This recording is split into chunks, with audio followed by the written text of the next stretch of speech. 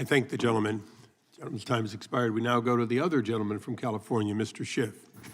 We have a lot of gentlemen from California on this subcommittee. That's a good thing. Must be something about California's position in IP that drives us all here.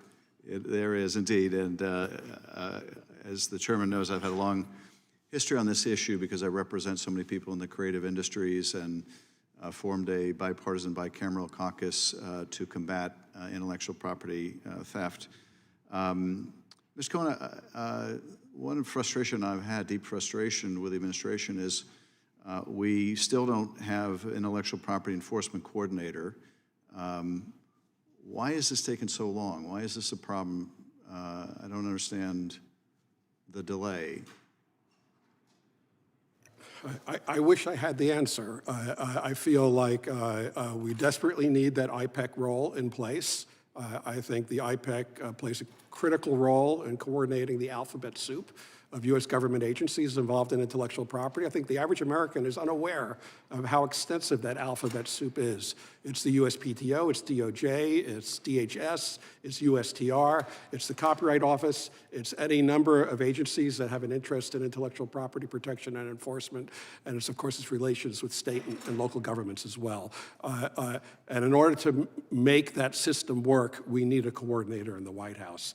I would also like to see, frankly, a deputy PTO director in charge of international affairs, because I think it's very hard to be running an office of 10,000 plus people and also to consider the international implications of the issues that we're talking about today. And do we see the impact of not having these positions filled, or is it a separate problem that in agreements like the Indo-Pacific Economic Framework, there aren't stronger IP provisions? Yeah, well, I think this administration has taken a light approach to intellectual property, particularly in an international context. The free trade agreements or texts that are being discussed have very little of IP in them. If you contrast that to the RCEP agreement that China shepherded through, it's the largest free trade agreement in the world, I think, right now. Has about 30% of global trade under its roof. There is an IP provision. There is an IP chapter in there. It's IP light, but it's also a broad agreement. So I don't know why the U.S. cannot be promoting intellectual property, which at the end of the day is, I think, good for the companies that we're negotiating with as well. And of course, it's critical for industries that have a high degree of vulnerability in the digital environment, like motion pictures, music, and software. And just to follow up on a couple of questions my colleagues asked about non-disclosure agreements, about China's abuse of the patent system, surreptitious funding of patent trolls. Does it make sense to approach it not on a country-specific basis, that is, single out? You can have non-compete clauses vis-a-vis China.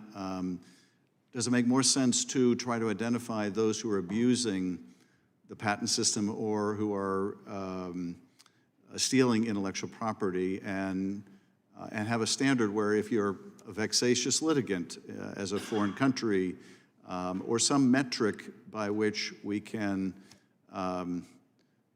provide greater protection rather than singling out a particular country?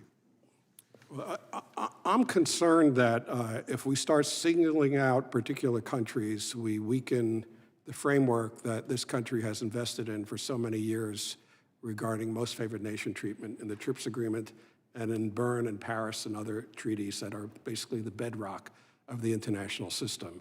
I think we should be singling out practices, not individuals certainly, and not countries if we can.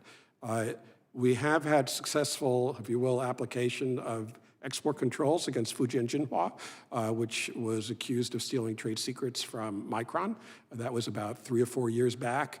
And of course, there's been recent legislation in Congress to sanction foreign persons who steal U.S. intellectual property. So there are alternative mechanisms through export controls in particular, visa denials and the like, that can be used if a system is completely intractable. I'm a little concerned about the legislation passed last December because I think we need to make a showing that you cannot protect your trade secrets in a given country, let's say China, and therefore we have to impose an export control measure denying access to U.S. capital and the like. See if I can sneak in one last question here before the clock runs out on me.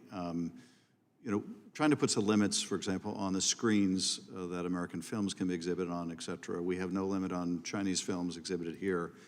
How do we better use our market strength to command fair treatment in other countries like China without giving them all the benefits to operate domestically and having none of those advantages when we operate there? Yeah, the 34 film quota has been a thorn in the side of Hollywood for quite a long time. And one answer, it's not a complete answer by any means, is... And a short one would be appreciated. Yeah, okay. The vacuum is filled by piracy. So we have to do something about the piratical content that's out there in order to drive legitimate content. Beyond that, this is something where China is within its rights to deny market access under its TRIPS and WTO accession. So our biggest tool right now is, I think, IP related. Thank you, Mr. Chairman. Thank you.